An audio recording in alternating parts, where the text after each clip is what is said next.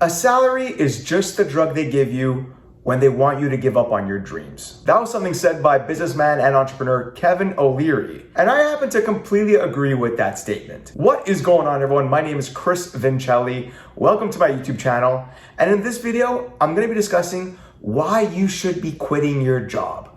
Why you should quit your job. And I don't mean that figuratively, I mean that literally. You should quit your job. Let's face it, most of you are not happy with where you work, and that's holding you back from being truly happy in life. So in this video, I'm gonna talk about the 7 reasons why you should quit your job, and I'm not gonna waste any time, I'm gonna dive into that right now. All right, so the first reason why you should be quitting your job is because unless it truly is your dream job, you're basically working to fulfill someone else's dream. Let's say you're working at some big company. Well, chances are it was the founder of the company who had the dream of starting whatever company you're working at. I mean, I guess there's nothing wrong with helping someone else achieve their goals, helping someone else achieve their dreams.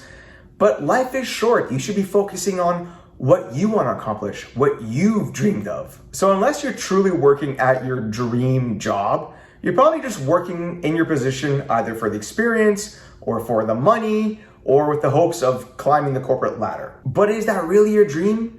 Is that really the thing you wanted to do when you were a kid thinking about what you wanted to do in the future? So think about that and ponder about whether you should be working to fulfill someone else's dream instead of working towards your own. All right, the second reason why you should be quitting your job is because jobs essentially have you tied down to your desk or to your place of work. Even if you work from home, chances are your day is filled up with meetings and calls that have you basically tied down to your computer or to your phone. And most jobs have you work between the hours of 9 and 5, with many of them asking you to come in a little earlier and staying and leaving a little later. That essentially means that for the majority of the time that you are awake, you are focused on your job and you can't devote your attention to other things. Your schedule is already made for you. You can't make your own schedule. You can't make your own life. Someone else, namely your company, has determined your life and determined your schedule for you. How crazy is that?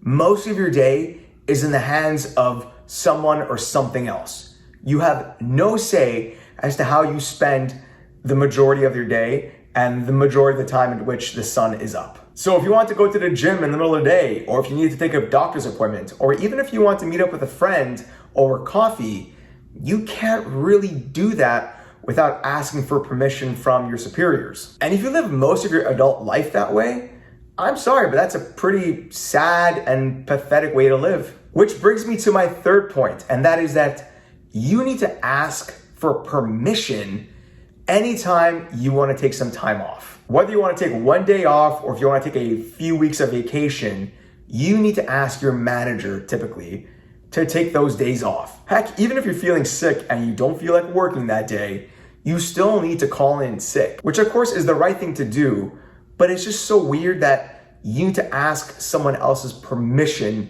to pursue the things in life that you want to pursue. If you want to go traveling, if you want to spend the day outside going boating, if you want to just meet up with a friend in the afternoon or something, you need to ask for permission. I mean, that's such a messed up way of going about life. Asking for permission to use your time the way you want to. The fourth point I'm going to bring up is that when working at a job, you might be stuck working for a manager that you simply don't get along with, that you don't like.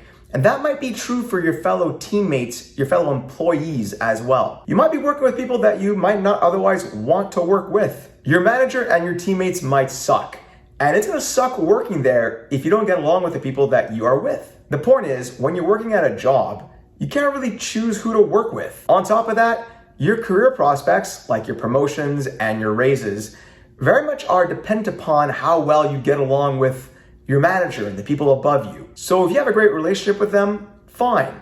But if the relationship is somewhat acrimonious, or if you just don't have much chemistry, if you don't connect very well with your manager and the people above you, or if they just don't know you very well, you can be doing some great work, but if you don't get along with the people around you, you are probably not going to be seeing very many promotions and raises. So much of your success is out of your hands. It's in the hands of your managers, and you better hope that you get along with them very well.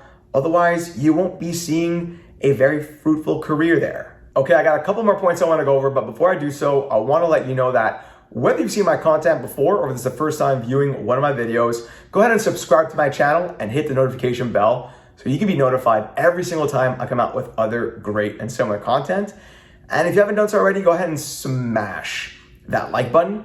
YouTube loves it when people like my videos. It helps with the algorithm.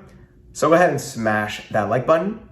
And yes, I am on Instagram, so feel free to follow me there too. Okay, my next point is that when working at a job, particularly in a big company, you need to comply with the company culture, and you kind of need to tacitly support whatever movements or whatever organizations your company supports. So if your company supports sad and pathetic woke organizations and you just simply don't support that, you speaking out against that might actually cost you your job. Or at the very least, it might rub people the wrong way, inhibiting you from advancing very much in the company. So most companies expect you to comply and to fall in line with whatever causes or movements that the company supports. No matter how ridiculous and how pathetic those organizations might be, you just have to put up with it. And the last thing I'll say, point number 7, is that at the end of the day, when working at a company, big and small, you're basically just a number. You're a resource. Companies may encourage employees to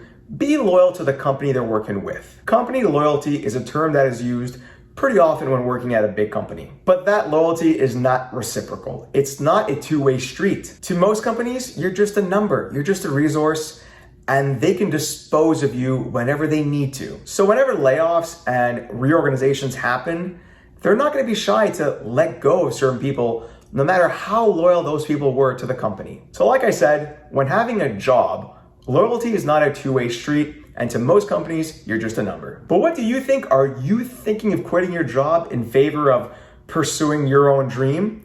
Let me know in the comment section below. I'd love to hear your thoughts.